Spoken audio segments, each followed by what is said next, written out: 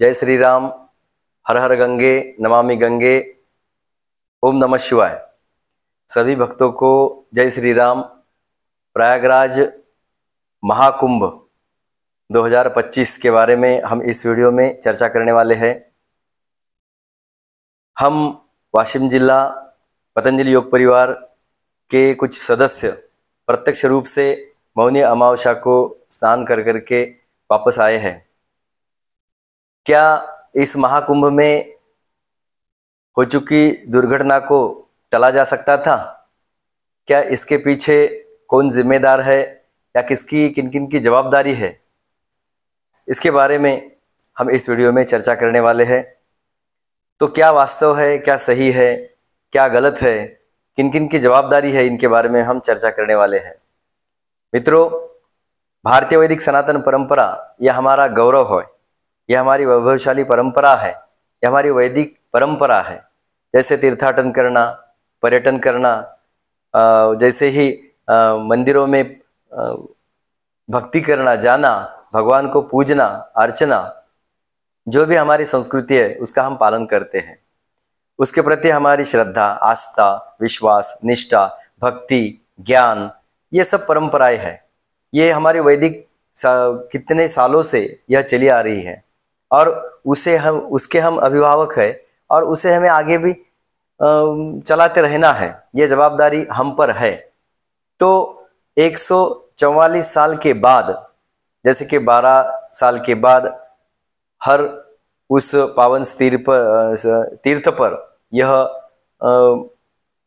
यह पर्व आता है और उसमें लाखों करोड़ों भाविक भक्त, साधु संत नहा करके एक नव चैतन्य प्राप्त करते हैं, आशीर्वाद प्राप्त करते हैं, नवीन उत्साह चैतन्य प्राप्त करते हैं। उसी प्रकार इस प्रयागराज 2025 महाकुंभ में भी जैसे कि 5 पर्व थे, उसमें 29 जनवरी का जो भी ये पर्व था, ये एक महान पर्व था और उसमें लाखों करोड़ों श्रद्धालु उस त्रिवेणी संगम पर स्नान करना चाहते थे, जो कि हर किसी भारतीय या हर किसी भाविक भक्त की इच्छा रहती है कि उसी मुहूर्त पर हमने स्नान करना चाहिए। तो जैसे कि देखा गया कि वहां पर भक्तों की झुंड, लोगों की झुंड आ गई और उसमें कुछ लोगों को मृत्यु का सामना भी करना पड़ा, कुछ लोग मृत्यु मुखे भी पड़, यानी कि मृत्यु भी हो गए। तो जैसे ही इस घटना हो गई तो उस घटना के लिए जवाबदार किसे ठहराया जाए? घटना तो हो गई, किन किन कारणों से यह हुई है, इसके बारे में हम चर्चा करने वाले हैं। तो हम तो 26 तारीख को हमने प्रवास शुरू किया, 28 तारीख को हम वहां पर पहुंच गए। दोपहर में हमने त्रिवेणी संगम घाट पर जाकर के स्नान किया, सूर्य नारायण भगवान को अर्घ्य प्रदान किया, हमने दर्शन लिया, सब पूजा विधि किए और 29 तारीख को हम वहां से दूसरे प्रवास के लिए, आगे काशी के लिए हम प्रवासित हो गए। हमें पता था कि बहुत भक्तों की भीड़ लगने वाली है, क्योंकि हर एक टोल टैक्स पर या जो रास्ते हैं उस पर 1.5-2 घंटों के जाम लगते थे, क्योंकि भक्तों की भीड़ प्रयागराज की तरफ इतने आवेग के साथ बढ़ती रहती थी, वो हम दिखते थे। तो वहां पर जो भी व्यवस्थाएं थी, जो भी प्रशासन ने व्यवस्था करके रखी थी, जो भी पुलिस प्रशासन है, सब अधिकारी है, इन्होंने बहुत अच्छी तरह से व्यवस्था करके रखी थी। लेकिन अगर से कहीं क्षमता के बाहर लोग आते हैं, भाविक भक्त आते हैं, तो वहां पर ये सब व्यवस्था जो है वो भी चरमरा जा सकती है। वैसा ही यह 29 तारीख को रात में 1:30 बजे हुआ। जहां पर घटना हुई वहां पर हम 5 घंटे पहले ही थे और वहां पर बहुत अच्छी तरह से सब सुचारू ढंग से व्यवस्थाएं चल रही थी। लेकिन हमने सोचा कि अगर से ये साइड से हम चर्चा भी कर रहे थे कि ये साइड से अगर भक्तों का मेला या भक्तों की भीड़ झुंड से अगर जोर से आती है तो यहाँ पर तो प्रशासन भी कुछ नहीं कर सकता। जो भी आवश्यक सूचनाएं हैं वो प्रशासन दे रहे थे। तो मुझे तो ये लगता है कि हमारे यशस्वी प्रधानमंत्री आदरणीय भाई नरेंद्र मोदी जी और उत्तर प्रदेश के यशस्वी मुख्यमंत्री आदरणीय भाई योगी जी, इन्होंने सब व्यवस्थाएं अच्छी तरह से करके रखी थी।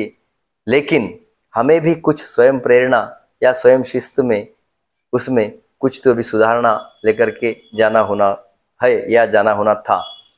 जो नहीं होना था वही घटना घट गई। रात में 12 साढ़े बजे तक 12 साढ़े 12 बजे के बाद भक्तों का इतना जनसैलाब उमड़ गया कि जो लोग वो अरैना घाट है, इधर से वो अरैना घाट पर 24-25 जो सेक्टर थे वहां के बाजू में सब वो भाविक भक्त सो गए थे। उनके ही दिल में था कि सवेरे 1:30 बजे के पावन मुहूर्त पर हमने जाकर के पवित्र संगम में स्नान करना। तो इधर से आ रहे भाविक, इनके भी इच्छा थी कि हमने भी स्नान करना, उधर से साधुओं को भी इच्छा थी कि हमने स्नान करना।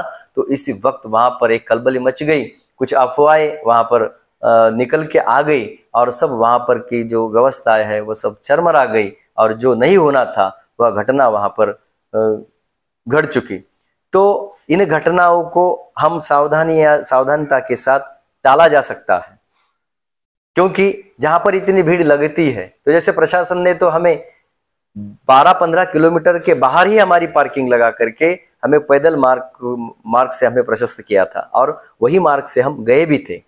लेकिन 12 जाना 12 फिर वापस आना 25 किलोमीटर। फिर दूसरे दिन तो हमें ऐसी सूचना मिली, हमने जब प्रयागराज छोड़ा और काशी के लिए हम प्रवासित हो गए तो 25 किलोमीटर तक सभी रास्तों से जाम लग गए थे। तो इस वीडियो के माध्यम से सभी भाविक भक्तों को मेरा नम्र निवेदन है, आवेदन है कि सभी पवित्र तीर्थ स्थल जो है वह हमारी भक्ति, आस्था, श्रद्धा, निष्ठा के प्रतीक है। जरूर हमने वहां पर तीर्थाटन करके जाना चाहिए। ऐसे ये सभी तीर्थाटनों का हमने आशीर्वाद लेना चाहिए, भक्ति हमें प्रदान करनी चाहिए। लेकिन जैसे ही कुछ ऐसे पर्व आते हैं तो जैसे साधु संत उधर हिमालय में गुफा में रहते हैं तो उनको भी कुछ दिक्कत ना हो हमसे, तो उनका भी पूरा वो अखाड़ों के साथ में स्नान हो, ऐसे भी जो सुविधाएं है हमने भी थोड़ा सा उनको वो प्रयास देना चाहिए। तो जैसे व्यवस्था है प्रशासन पर भी कोई आँच न आए या उनको भी सहकार्य करना, ये भी हमारी जवाबदारी बनती है। प्रशासन, उत्तर प्रदेश प्रशासन ने बहुत अच्छी व्यवस्थाएं रखी है, हमें तो बहुत सहकार्य वहां पर मिला।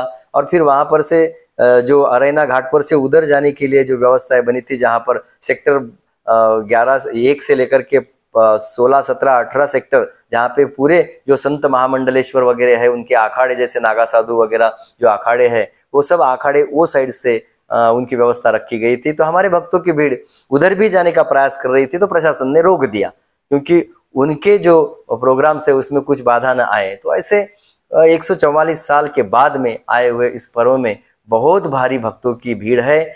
मैं सभी को अपनी व्यवस्था बना करके जाने के लिए आह्वान करता हूँ। सभी अच्छी तरह से, शांति से और अपनी सूझबूझ के साथ प्रशासन को सहकार्य कर करके आप जाए और अच्छी तरह से उनके सभी सूचनाओं का पालन करें, तभी जाकर के यह प्रयागराज का महाकुंभ मेला हम बहुत अच्छी तरह से यशस्वी कर सकते हैं।